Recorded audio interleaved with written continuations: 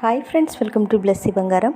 మన యొక్క ఏపీ రాష్ట్ర ప్రభుత్వం నుంచి వచ్చినటువంటి తాజా పథకాలకు సంబంధించి అప్డేట్ అయితే చూసుకున్నట్లయితే కనుక ఈ నెల 18వ తేదీన ఏపీ క్యాబినెట్ మీటింగ్ అయితే జరగబోతుందండి. ఈ క్యాబినెట్ మీటింగ్లో ముఖ్యంగా అక్టోబర్ నెలకు సంబంధించిన పథకాలు మరియు నూతన మద్యం పాలసీకి సంబంధించి మరియు పంట నష్ట పరిహారం లెక్కలకు సంబంధించి క్యాబినెట్ మీటింగ్ అనేది జరగబోతుంది. అలాగే వాలంటీర్లకు సంబంధించి కూడా ఒక అప్డేట్ అయితే రావడం జరుగుతుంది.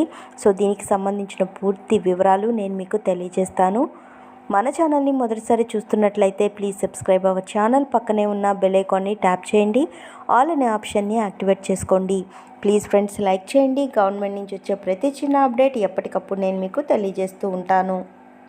సో మనకు ఈ నెల 18వ తేదీన జరిగే క్యాబినెట్ మీటింగ్లో ముఖ్యంగా రైతులకు సంబంధించి పంట నష్ట పరిహారం, ఎవరైతే రైతులు వరదల వల్ల పంట నష్టపోయి ఉంటారో వారందరికీ సంబంధించి డేటా అనేది రెడీ చేయాలనేది, అలాగే రైతులకు ఈ యొక్క పంట నష్ట పరిహారాన్ని ఏమేమి చర్యలు తీసుకోవాలో ఈ యొక్క మీటింగ్లో చర్చించబోతున్నట్లు తెలుస్తోంది. అన్నట్లయితే నూతన మద్యం పాలసీ అనేది రాబోతుందండి. సో ఎవరైతే మద్యం దుకాణాలు ఉన్నాయో దానికి సంబంధించి కొత్త పాలసీ అయితే తీసుకురాబోతున్నారు ఈ యొక్క మద్యం పాలసీలో.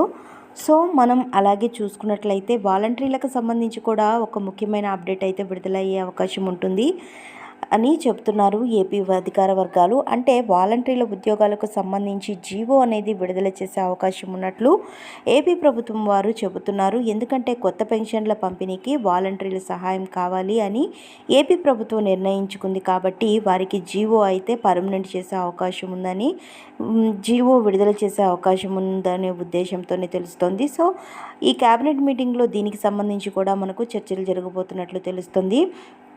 అలాగే మనం చూసుకున్నట్లయితే కనుక మనకు ఈ అక్టోబర్ నెల నుంచే మనకు ఎన్టీఆర్ భరోసా పథకానికి సంబంధించి పెన్షన్ల నిమిత్తం కూడా చర్చ జరగబోతున్నట్లు తెలుస్తోందండి. ఎందుకంటే మనకు అక్టోబర్ నెల నుంచే కొత్త పెన్షన్లకు అప్లై చేసుకోవాల్సిన వాళ్ళందరూ కూడా అప్లై చేసుకోవచ్చు. ఏ కేటగిరీ వారికి సంబంధించి అప్లై చేసుకోవాలో మనకు పూర్తి వివరాలు కూడా ఈ మీటింగ్లో తెలియజేస్తారు.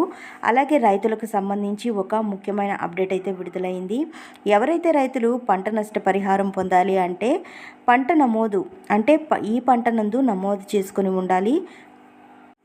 సో ఈ పంట నందు నమోదు చేసుకున్నటువంటి వారికి కూడా ప్రభుత్వం లెక్కలు వేసి పంట నష్ట పరిహారాన్ని ఇస్తాము అని చెప్పింది. దాని ప్రకారం చూసుకుంటే మనం ఈ పంటలో నమోదు చేసుకోవడానికి డేట్ అయితే ఎక్స్టెండ్ చేశారని, మనం బుకింగ్ చేసుకునేందుకు ఈకేవైసీ అప్డేట్ చేసుకునేందుకు ముఖ్యంగా రైతులకు చేయాల్సిన పని 23వ తేదీ లోపల మీరు ఈ పంట నందు మీ యొక్క పంట వివరాలు నమోదు చేసుకొని బయోమెట్రిక్ అనేది వేయాలి. ఎందుకంటే మనం రీసెంట్గా వచ్చినటువంటి వరద కారణంగా చాలామందికి కూడా రైతులు నష్టపోయారు. సో వారందరికీ సంబంధించి డబ్బులు అనేవి ప్రభుత్వం విడుదల చేయనుంది. కాబట్టి ఈ పంట నష్ట పరిహారం లెక్కల ఆధారంగా చేసుకొని ఉంటుంది. కాబట్టి రైతు సేవా కేంద్రాలలో ఈ పంటను నమోదు చేసుకోండి. లేని పక్షంలో విఆర్ఓ గారి దగ్గరకు వెళ్ళి ఈ పంటను నమోదు చేసుకోవచ్చు.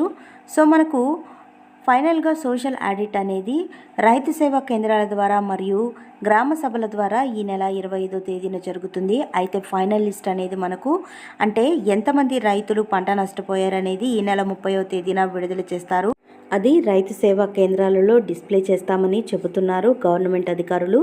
కాబట్టి పంట నష్టపోయిన రైతులు ఈ ఖరీఫ్ సీజన్లో పంట నష్టపరిహారం మీకు రావాలి అంటే కనుక ఖరీఫ్ లెక్కల్లో ఎంటర్ చేయించుకోండి. అప్పుడే మీకు నష్టపరిహారం రావడం అనేది జరుగుతుంది.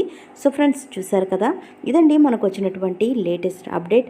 మరిన్ని వివరాల కోసం, మరిన్ని అప్డేట్స్ కోసం మన బ్లెస్సీ బంగారం ఛానల్ని సబ్స్క్రైబ్ చేసుకోండి. Thank you for watching friends.